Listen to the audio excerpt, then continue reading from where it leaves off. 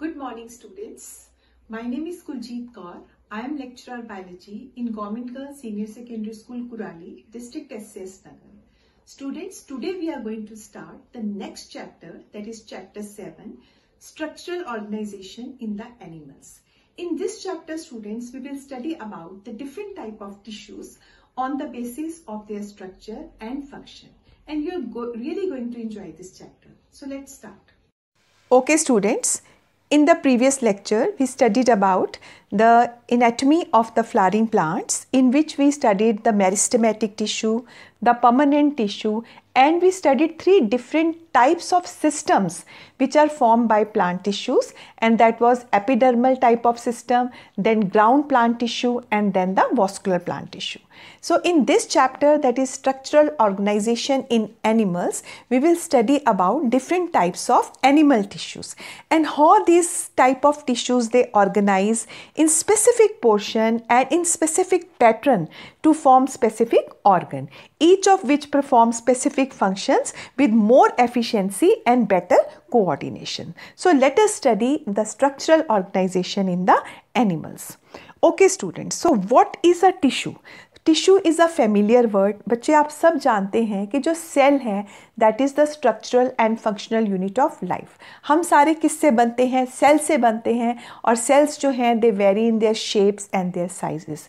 And what is a tissue? Tissue is a group of similar cells in form, in structure, and which coordinate to form a specific function.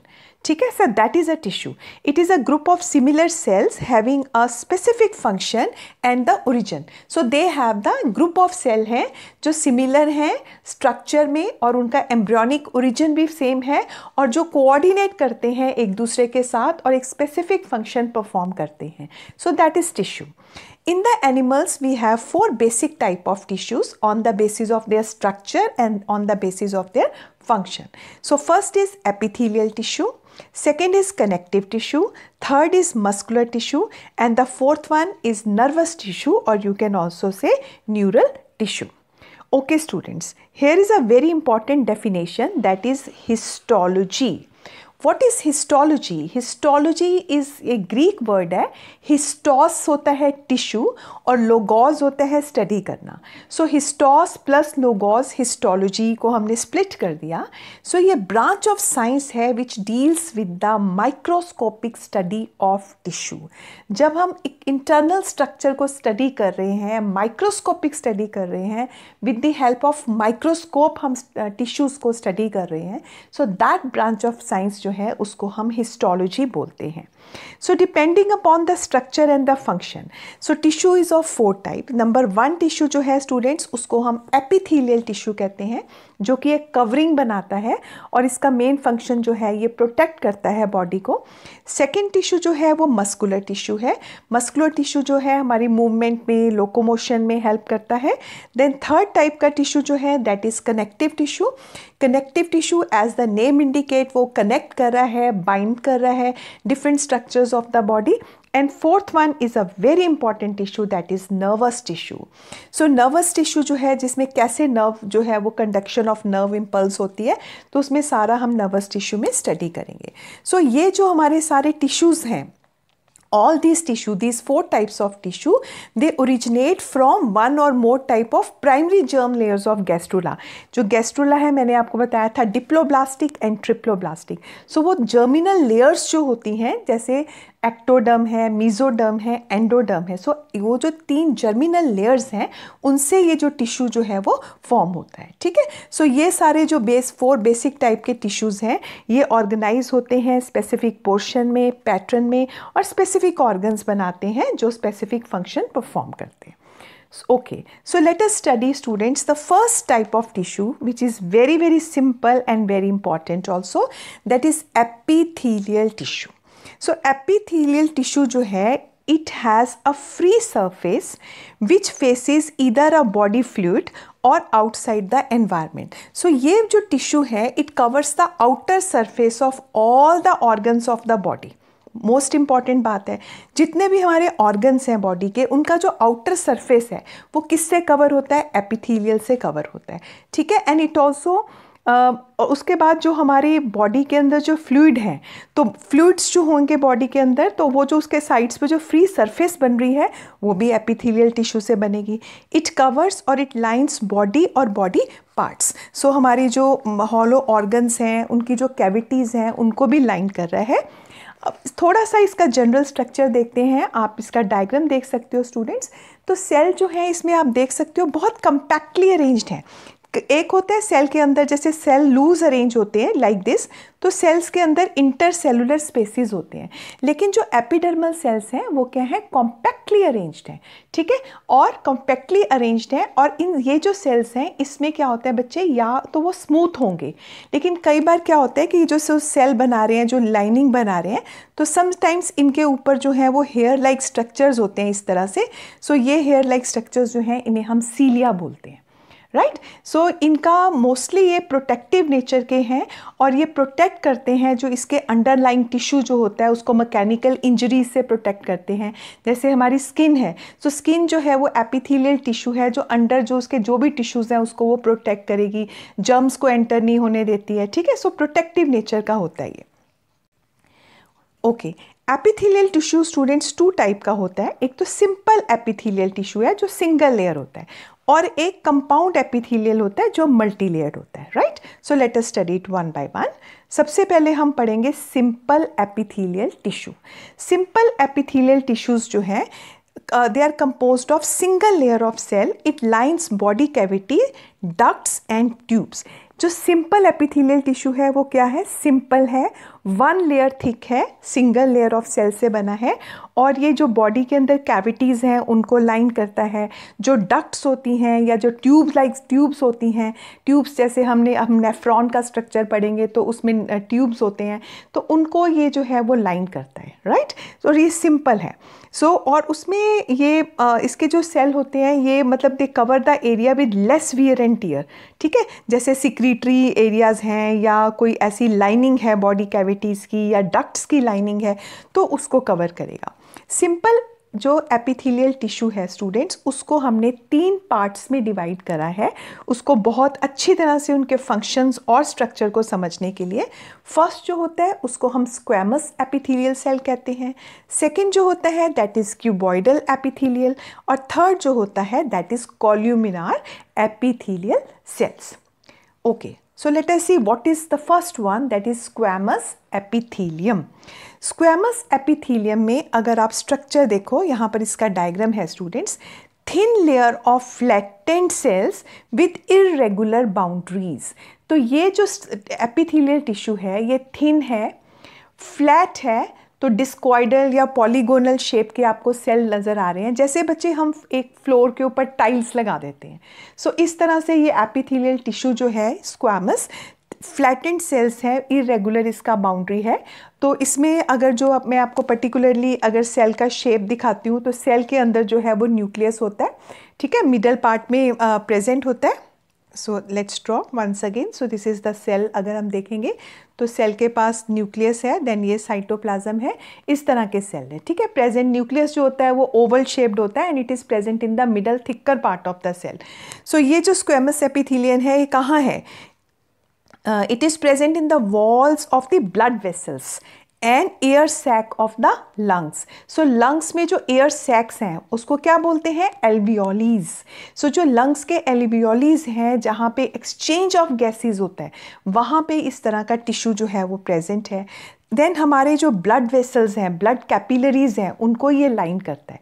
ठीक है, so ये it also forms a diffusion boundary, जहाँ पे जैसे gases diffuse हो रहे हैं, जैसे एल्वियोलीज हैं उसमें गैसेस का डिफ्यूजन हो रहा है, ऑक्सीजन एंड कार्बन डाइऑक्साइड जो है वो डिफ्यूज़ इन डिफ्यूज़ आउट कर रहे हैं, तो वहाँ पे ये टिश्यू जो है वो लाइन करता है. सेकेंड जो सिंपल एपिथेलियल में टिश्यू आता है that is known as cuboidal epithelium. Cuboidal means cube shaped, ये क्यूबॉइड शेप सेल से मिलके बनता है। पॉलीगोनल, क्यूबॉइडल होते हैं। और इसमें जो अगर आप सेल को आप ध्यान से देखेंगे तो इसमें जो ये जो सेल है इसमें जो न्यूक्लियस होता है वो राउंड शेप का न्यूक्लियस होता है, जबकि मैंने फर्स्ट जो आपको बताया था स्क्वैमस, उसमें ओवल शेप में होता है न्यूक्लियस और सेंट्रिक होता है। सो मोस्टली क्यूबॉइडल जो है वो सिक्रीशन और एब्जॉर्प्शन में हेल्प करते हैं, सिक्रीशन एंड एब्जॉर्प्शन। इसका एग्जाम्पल है the epithelium of proximal convoluted tubules of nephron has microvilli. बच्चे जो हमारा नेफ्रॉन है that is the structural and functional unit of excretory system, nephron. तो उसमें नेफ्रॉन में जो ये वाला टिश्यू है, क्यूबॉइडल टिश्यू जो है, वो जो हमारा नेफ्रॉन है उसमें वहाँ पे ये प्रेजेंट होता है in some parts of the nephron, लेकिन वहाँ पे सिलिएटेड होता है क्योंकि क्यूबॉइडल जो है उसमें कुछ इस तरह के क्यूबॉइडल एपिथेलियम के टाइप्स हैं, कुछ तो सिंपल हैं, कुछ होते हैं उसमें ऐसे हेयर लाइक स्ट्रक्चर्स प्रेजेंट होते हैं। सो ये हेयर लाइक स्ट्रक्चर्स जो हैं इनको हम सीलिया बोलते हैं। So they are known as cilia, right. So ये जो हमारा सिलिएटेड क्यूबॉइडल एपिथेलियम जो टिश्यू है वो कहाँ प्रेजेंट होता है, कुछ सम पार्ट्स ऑफ नेफ्रॉन में प्रेजेंट होता है। तो ये जो नेफ्रिक फिल्ट्रेट है, क्योंकि वो वहाँ क्या करते हैं, वो जो किडनीज हैं वो हमारे एक्सक्रीटरी ऑर्गन्स हैं, तो ये जो है जब वहाँ पे वो वेस्ट को फिल्टर करते हैं तो उसकी मूवमेंट जो है उसमें ये क्यूबॉइडल एपिथेलियल सेल जो है वो हेल्प करते हैं, राइट। नेक्स्ट थर्ड टाइप का हमारे पास टिश्यू आ गया, that is known as columnar epithelial tissue. So it is made from tall and cylinder cell. इसमें ऐसे लंबे लंबे पिलर्स की तरह सेल होते हैं, टॉल होते हैं, सिलेंड्रिकल शेप, टॉल हैं, पिलर लाइक हैं, सिलेंडर शेल्स हैं। सो वो साइड बाय साइड जो है प्रेजेंट हैं, ठीक है। सो इसमें अगर आप न्यूक्लियस देखते हैं तो न्यूक्लियस जो है वो भी इस तरह से आपको ओवल शेप में न्यूक्लियस जो है इसमें नज़र आता है। सो this is the shape of the nucleus, थोड़ा ओवल होता है, राइट। सो जनरली न्यूक्लियस जो है वो सेल के बेस की तरफ होता है, ये सेंटर में नहीं होता। सो ये वाले जो सेल हैं जिनको हम कॉल्यूमिनार एपिथेलियल सेल कहते हैं, फ्री सरफेस में हैव माइक्रोविलाइज। माइक्रोविलाइज मीन्स इनके पास ऊपर हेयर लाइक स्ट्रक्चर्स होते हैं, जैसे इस तरह से ये कॉलम शेप्ड सेल्स हैं, पिलर लाइक सेल्स हैं। तो यहाँ पर इनके छोटे छोटे माइन्यूट हेयर लाइक स्ट्रक्चर्स हैं जिनको हम विलाइज कहते हैं। सो इनके पास माइक्रोविलाइज हुए, कहाँ होंगे, in the lining of the stomach and the intestine, and they help in the secretion and the absorption. Secretion और एब्जॉर्प्शन में हेल्प करते हैं। जैसे बच्चे जो हमारे फेलोपियन ट्यूब्स होते हैं, फीमेल रिप्रोडक्टिव सिस्टम का पार्ट है फेलोपियन ट्यूब, तो वहाँ पे ये सिलिएटेड सेल्स होते हैं। ये क्या करते हैं, जब ओवरी एग रिलीज करती है तो उसकी मूवमेंट में हेल्प करते हैं, या जाइगोट की मूवमेंट में हेल्प करते हैं टूवर्ड्स द यूट्रस। सो ये माइक्रोविलाइज जो होते हैं ये इंक्रीज कर देते हैं surface area for the absorption of the food and for the absorption of the water. So ये छोटे छोटे हेयर लाइक स्ट्रक्चर्स हैं जिसको हम विलाइज कहते हैं। ओके बच्चे, यहाँ पर हम कुछ मॉडिफिकेशंस करेंगे। जैसे अभी मैंने आपको सिंपल टिश्यू बताया कि जो हमारा फर्स्ट टाइप के सिंपल टिश्यूज़ हैं उसमें हमने स्क्वैमस एपिथेलियल देखा, देन हमने सेकंड क्यूबॉइडल देखा, एंड थर्ड वन वाज कॉल्यूमिनार। अब इसमें कुछ मॉडिफिकेशंस हम पढ़ेंगे, जैसे सिलिएटेड एपिथेलियल। तो ये क्या है बच्चे, कॉल्यूमिनार सेल्स बने हुए हैं। देखो आप इनकी शेप देखो, ये सारे जो हैं लॉन्ग हैं, पिलर लाइक हैं, टॉल हैं, और इसमें आप न्यूक्लियस देख सकते हो। इनके जो न्यूक्लियस है वो स्लाइटली लॉन्गिट्यूडनली ओवल हम इसको बोलते हैं। सो ये जो सेल्स हैं कॉल्यूमिनार सेल्स के ऊपर आप ये छोटे छोटे माइन्यूट हेयर लाइक स्ट्रक्चर्स देख रहे हो, तो इनको हम सीलिया कहते हैं, ठीक है। सो ये they are present in the inner surface of hollow organs like fallopian tubes and bronchioles. So bronchioles में होता है, ब्रोंक्यूल्स में कैसे हेल्प करेंगे, जब गैसियस एक्सचेंज होगा तो उसमें ये जो सीलियाज जो हैं वो हेल्प करते हैं। और अभी मैंने आपको बताया कि ये जस्ट हेयर लाइक सीलियाज हैं जो कि एक बेस से अराइज हो रहे हैं, फेलोपियन ट्यूब्स में होते हैं फीमेल के, जो कि ओवम का मूवमेंट और जाइगोट की मूवमेंट, जब जाइगोट मूव करता है टुवर्ड्स द यूट्रस तो उसमें ये हेल्प करते हैं टू मूव द पार्टिकल्स और mucus in a specific direction over the epithelium. तो किसी भी चीज़ की मूवमेंट के लिए जब ये मूव करेंगे तो इसके ऊपर कोई भी पार्टिकल्स हैं या म्यूकस है तो उसको अगर हमने स्पेसिफिक डायरेक्शन में मूव करना है तो उसमें ये सीलियास जो हैं वो हेल्प करेंगे। सेकेंड है हमारा मॉडिफिकेशन आ गई है फिर से, that is glandular type of epithelial cells. Epithelial cells जो हैं वो कुछ जो है स्पेशल ग्लैंड्स बनाते हैं जो कि स्पेशल फंक्शन परफॉर्म करते हैं। सो ग्लैंड्स जो होते हैं दो तरह के होते हैं, कुछ यूनिसेलुलर ग्लैंड्स होते हैं। जो यूनिसेलुलर ग्लैंड्स होते हैं स्टूडेंट्स, तो ये कॉमनली जो है म्यूकोसा में होता है, इन द स्टमक में होगा। They are isolated glandular cell हैं, जैसे goblet cells of the alimentary canal. So हमारी जो एलिमेंट्री कैनाल्स हैं या उसमें स्पेशल गॉबलेट सेल्स होते हैं, तो ये मॉडिफाइड हैं सेल, लेकिन कॉल्यूमिनार टाइप के सेल हैं बट मॉडिफाइड हैं और ये सिक्रीट करते हैं म्यूकस। सो उससे क्या होता है, जो लुब्रिकेशन हो जाता है फूड का और इजीली वो पास हो जाता है, फूड जो हमारा फूड पाइप है वहाँ से वो इजीली आगे पास हो जाता है। सो ये सेल जो है ये म्यूकस सिक्रीट करते हैं जो कि फूड की लुब्रिकेशन में हेल्प करते हैं। देन उसके बाद हमारे जो कुछ ऐसे सेल्स हैं जैसे मल्टी सेलुलर सेल्स हैं। मल्टी सेलुलर्स जो होते हैं जैसे हमारा स्लाइवरी ग्लैंड्स हैं, सो ये they are formed of many cells, बहुत सारे सेल्स से मिलकर बने हैं। सो उसमें ये मल्टी सेलुलर ग्लैंड्स जो होते हैं इनके पास कई बार डक्ट्स होते हैं, अनब्रांच्ड डक्ट्स होते हैं। फॉर एग्जांपल जैसे हमारा स्किन के अंदर स्वेट ग्लैंड्स हैं या हमारे पास ऑयल ग्लैंड्स हैं, तो ये सिंपल ग्लैंड्स हैं, ठीक है। सो ये जो ग्लैंड्स होते हैं कुछ सिंपल होते हैं, कुछ थोड़े कॉम्प्लेक्स नेचर की भी होते हैं। सो ये एक तरह से मॉडिफिकेशन है हमारे एपिथेलियल टिश्यूज़ की ऑफ कॉल्यूमिनार एंड क्यूबॉइडल सेल्स। सो ये जैसे आप यहाँ पर देख सकते हो ये मल्टी सेलुलर ग्लैंड है, for example this is salivary gland, और जब वन सेल से मिलके बनता है वो यूनिसेलुलर ग्लैंड है, एग्जांपल उसका गॉबलेट सेल्स हैं, राइट। नेक्स्ट उसके बाद मॉडिफिकेशन ऑफ कॉल्यूमिनार और क्यूबॉइडल सेल्स है।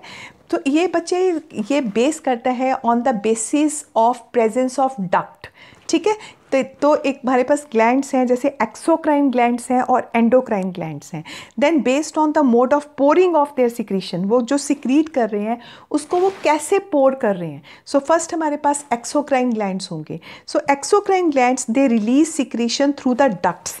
तो इनके पास डक्ट्स होते हैं, जो भी ये सिक्रीट करते हैं उसको थ्रू डक्ट जो है वो आगे जाता है। So these are those glands which send their secretion to the site of action through some ducts. तो जहाँ पर वो इनकी सिक्रीशन ने पहुँचना है, साइट ऑफ एक्शन, वहाँ पे वो with the help of ducts जाते हैं। तो ये जो ग्लैंड हैं इनको हम डक्टेड ग्लैंड्स भी बोलते हैं। फॉर एग्जांपल एक्सोक्राइन ग्लैंड्स जो हैं वो म्यूकस सिक्रीट करेंगे, या सेलाइवा है, ईयर वैक्स है, मेमरी ग्लैंड्स होते हैं जो मिल्क प्रोड्यूस करते हैं, राइट। तो स्वेट ग्लैंड है हमारे। देन उसके बाद जो लीवर है उसमें बाइल डक्ट है जो बाइल प्रोड्यूस करेगा। तो इनके पास जैसे इनके पास आप ये डायग्राम देख सकते हो कि जैसे ये लैक्रिमल ग्लैंड है, तो यहाँ पर जो है ये डक्ट आपको नज़र आ रही है जिसके साथ with the help of this duct जो सिक्रीशन है वो फर्दर आगे मूव करेगा। देन सेकेंड टाइप के जो ग्लैंड हैं उसको हम बोलते हैं एंडोक्राइन ग्लैंड्स। एंडोक्राइन ग्लैंड्स जो हैं स्टूडेंट्स ये डक्टलेस ग्लैंड हैं।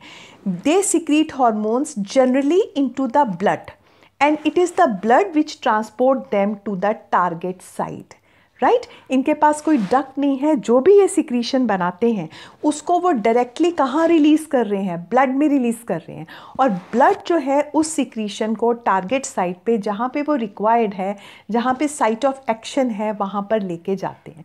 सो इसे हम बोलते हैं एंडोक्राइन ग्लैंड्स, और इनको हम डक्टलेस ग्लैंड प्रोड्यूस करते हैं। So they produces the hormones. Okay बच्चे, कंपाउंड करने से पहले हम एक डायग्राम करेंगे। सो ये बच्चे आप देखो, ये हमारे एंडोक्राइन ग्लैंड हैं, ये एक्सोक्राइन ग्लैंड है, सॉरी। सो ये हमारा एक्सोक्राइन ग्लैंड है जिसको हम डक्टेड ग्लैंड कहते हैं। सो ये जो है यहाँ पर ये सिक्रीशन प्रोड्यूस हो रही है और ये ऊपर जो है वो डक्ट है और ट्यूब लाइक स्ट्रक्चर है। सो जो भी ये सिक्रीशन प्रोड्यूस करते हैं तो ये ओपनिंग है, इस डक्ट के साथ सिक्रीशन जो है वो बाहर रिलीज़ हो रही है, ठीक है। इसलिए जो है they are the glands of external secretions, तो they are sending their secretion to the site of action through some ducts. So this is the example of exocrine gland. Okay, next है बच्चे, ये हमारे ह्यूमन बॉडी में major endocrine glands हैं, without ducts हैं, और generally अपनी secretion जो है वो ब्लड में डाल देते हैं और ब्लड जो है सिक्रीशन को टारगेट साइट पे लेके जाता है। जैसे टेस्टीज हैं, मेल का सेक्स ऑर्गन है और जो कि मेल सेक्स हार्मोन प्रोड्यूस करेगा, टेस्टोस्टेरोन। इसी तरह से ओवरी फीमेल सेक्स हार्मोन बनाएगी, पेनक्रियाज है, थाइमस है बॉडी में, एड्रीनल ग्लैंड है, थायराइड होता है, ब्रेन के अंदर ऊपर पिट्यूटरी ग्लैंड है, ये सारे जो हैं हमारी बॉडी में एग्जाम्पल्स हैं एंडोक्राइन ग्लैंड्स के। ठीक है, उसके अलावा बच्चे यहाँ पर मैं आपको एक और इम्पॉर्टेंट इन्फॉर्मेशन दे रही हूँ। कुछ ऐसे ग्लैंड्स होते हैं जिसको हम हेट्रोक्राइन ग्लैंड्स बोलते हैं। ठीक है, they are known as heterocrine glands. तो हेट्रो में क्या होता है कि मिक्स्ड टाइप के ग्लैंड्स हैं, दे आर हेट्रो। सो इसमें क्या होता है, पार्टली वो एक्सोक्राइन होते हैं कि थोड़ा सा सिक्रीशन वो रिलीज करते हैं इनटू डक्ट, और पार्टली एंडोक्राइन होते हैं that is release hormones into the blood. Example जो हमारा पेनक्रियाज है, पेनक्रियाज जो है that is example of heterocrine, और इसे हम मिक्स्ड ग्लैंड भी बोलते हैं, राइट। ओके, नेक्स्ट आ गया बच्चे, ये that's all about the simple epithelial tissue. So next second type का टिश्यू आ गया एपिथेलियल टिश्यू में, जिसे हम कहते हैं कंपाउंड एपिथेलियल टिश्यू। सो कंपाउंड एपिथेलियल टिश्यू जो है बच्चे, it is made from, it is multi layered, बहुत सारी लेयर से मिलके बनता है, एक मैनी लेयर्ड होता है, और ख़ासकर ये उस एरिया में होता है जहाँ पे रैपिड वियर एंड टीयर होती है, जहाँ पे जैसे बहुत कोई रिप्लेसमेंट जो है, हमें रैपिड रिप्लेसमेंट चाहिए। ठीक है, सो ये जो कंपाउंड एपिथेलियल टिश्यू है, ये ज़्यादा सिक्रीशन में या एब्जॉर्प्शन में ये ज़्यादा इम्पॉर्टेंट रोल नहीं प्ले करता। तो इसका जो मेन इम्पॉर्टेंट काम है वो क्या है, ये प्रोटेक्शन दे रहा है बॉडी को। सो ये किस लिए है, this is protective in nature, that is main function है उसका। ठीक है, so it has a very limited role in the secretion and in the absorption. They cover the dry surface of the skin, तो skin के ऊपर होगा, देखो आपको मल्टी लेयर, जैसे 1 है, 2 and 3, 4, सो इस तरह से मल्टी लेयर्स आपको नज़र आ रही हैं। ठीक है, सो ये बॉडी को किसी भी तरह के मैकेनिकल या केमिकल या थर्मल स्ट्रेस से बचाता है। तो ये स्किन के ऊपर होते हैं, और हमारी आप अपनी स्किन को ऑब्जर्व करो तो स्किन में क्या होता है, कई बार हमें चोट लग जाती है, रैपिड वियर एंड टीयर हो रही है, तो ये जो टिश्यू है कंपाउंड एपिथेलियल टिश्यू मेनली ये प्रोटेक्टिव नेचर का है, और रैपिड रिप्लेसमेंट जहाँ पे टिश्यू की रिक्वायर्ड होती है वहाँ पे ये प्रेजेंट है। ठीक है, सो उसके बाद ये जो है हमारा, जैसे हमारी बक्कल कैविटीज़ हैं, बक्कल कैविटीज़ के अंदर ये लाइंड होता है। देन फेरिक्स में होगा inner lining of the ducts of the salivary glands, so pancreatic ducts हैं, and function is protection against the chemical और मैकेनिकल जो स्ट्रेस है उसमें ये हमारी जो बॉडी है उसको ये बचाता है। ठीक है, सो इसमें ये जो टिश्यू है मेनली इसका फंक्शन, अगर हम सिक्रीशन या एब्जॉर्प्शन पॉइंट ऑफ व्यू से देखते हैं तो इसका फंक्शन जो है वो बहुत कम है, बहुत लिमिटेड है। सो मेन इसका फंक्शन जो है वो हमारी बॉडी की प्रोटेक्शन के लिए है। सेवरल लेयर्स ऑफ जो सेल जो होते हैं वो एक दूसरे के ऊपर लाई करते हैं, और जो नेचर ऑफ द सेल होता है, जो डिफरेंट लेयर्स बन रहे हैं सेल्स की, जैसे यहाँ पे आप लेयर्स, मैंने आपको मल्टी लेयर्स दिखाई। सो उसमें जो नेचर ऑफ सेल्स होता है डिफरेंट लेयर्स का वो डिफरेंट होता है। सो इसमें जो लोअर मोस्ट लेयर होती है, सबसे नीचे वाली जो लेयर होगी उसको हम बेसमेंट मेम्ब्रेन बोलते हैं। ठीक है, वो बेसमेंट मेम्ब्रेन है, और उसके ऊपर बाकी लेयर्स जो हैं वो माइटोसिस होता रहता है, और बाकी लेयर्स जो हैं उसके ऊपर फॉर्म होती रहती हैं। सो नीचे वाला जो लेयर होता है उसको हम क्या बोलते हैं, बेसमेंट मेम्ब्रेन बोलते हैं। सो बच्चे ये हमारा कंपाउंड एपिथेलियल टिश्यू है। मेन इसका पॉइंट ये है कि ये मल्टी लेयर्ड है, और ये लिमिटेड रोल प्ले करता है इन द सिक्रीशन एंड एब्जॉर्प्शन। और जो हमारे बहुत इंपॉर्टेंट बॉडी पार्ट्स हैं, जैसे हमारा बकल कैविटी है, बकल कैविटी के अंदर ये लाइनिंग करेगा। देन हमारा फेरिक्स का जो लोअर पार्ट होता है वहाँ पे होता है, फीमेल वेजाइना में होगा, ईसोफेगस में होगा, पैनक्रियाटिक जो डक्ट्स हैं तो उसमें ये इस तरह का जो एपिथेलियल है, जैसे ये कॉल्यूमिनार शेप के भी हो सकते हैं, क्यूबॉइडल शेप के भी हो सकते हैं। ठीक है, सो ये डिफरेंट टाइप के जो अब हमने कंपाउंड एपिथेलियल देखते हैं तो डिफरेंट जगह पे प्रेजेंट होते हैं। Okay students, so that's all students, thank you very much for watching today's lecture. आज हमने अपना new chapter structural organisation in plant जो शुरू किया, तो उसमें मैंने आपके जो प्लांट में बेसिक 4 टिश्यूज़ हैं, that is epithelial tissue, muscular tissue, connective tissue and the 4th one is the nervous tissue. तो चारों टिश्यूज़ के बारे में आपको इंट्रोड्यूस किया।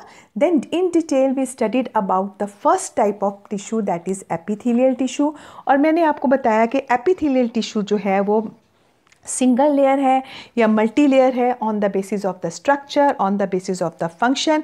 हमने उसको फर्दर क्लासीफाई किया कि वो सिंपल टाइप है या वो कंपाउंड है। Okay, so that's all students, thanks for watching today's lecture, have a nice day.